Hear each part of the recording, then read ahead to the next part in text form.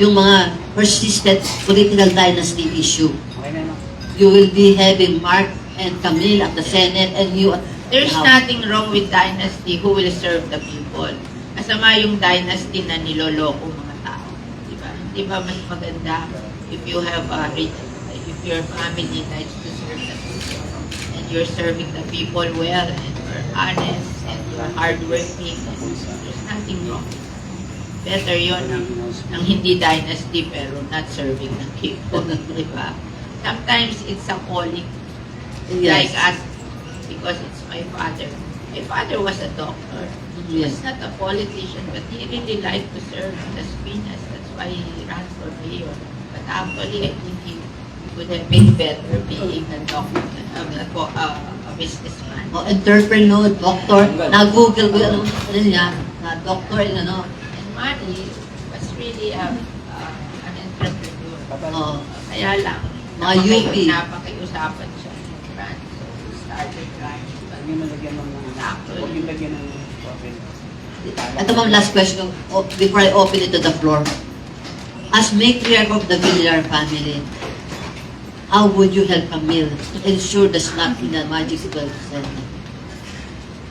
She will do it herself. Siguro may tutulong ko lang sa kanya dahil meron akong mga natulungan nationwide na ako is senator at tutulungan siya doon. Pero she has to take care of herself. Hindi ko naman siya. Pero yung legacy ng Villar will... Yung mga natulungan ko siguro, natulungan ni Mark, tulungan ni Manny, maybe they will help her get elected. That's our... Other than that, she has to focus herself. What will she offer since yun nga, yung issue na binabato sa pamilya ninyo na parating yun at yun ang tumatakbo? You know, I'm leaving. Manny left the Senate already. And I'm about to leave na. I'm local na lang. Si Camille na lang at San Mark. But they're young. Mark is 46, Camille is 40. They have, if they want that career, you have to give them the chance. And I truly believe that I raised them well. They can do their job well. So, what is wrong with somebody doing their job well? Like for example, Mark, when he was appointed Secretary of Public Works at 38, they said, what will he do? He's not even an engineer. And but he has a master's degree from the University of Chicago and economics degree from the University of Pennsylvania. So he made good. I think he made good in the Department of Public Works and Highway. So hindi naman siya madaldal eh, pero matrabaho. Quiet worker. I think my daughter will be able to do a good job there. Just give her a chance. Kasi katulad ng agriculture, kailangan encourage natin yung mga anak ng mga farmer na mag-farmer also.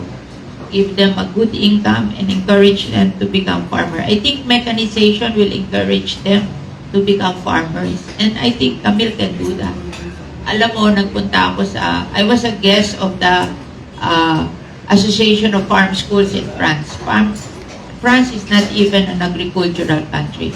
Pero siguro naintindihan nila na every country, it's important to have food security. And they're fond of food and they're good cooking. Cooks. Yeah. So, I went there. I was a guest of the Association of Farm Schools in France. And then, there are thousands of farm schools in France. And I went to one farm, a 100-hectare wheat farm, owned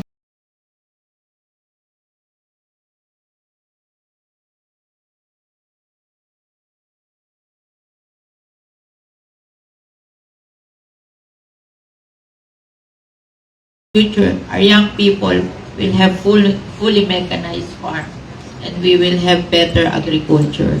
So I think Camille can do that. Encourage the young people to be better because she's the youngest. So, and when you talk of dynasty, they get elected. They're not appointed. So if you don't like dynasty, then don't vote for them, diba?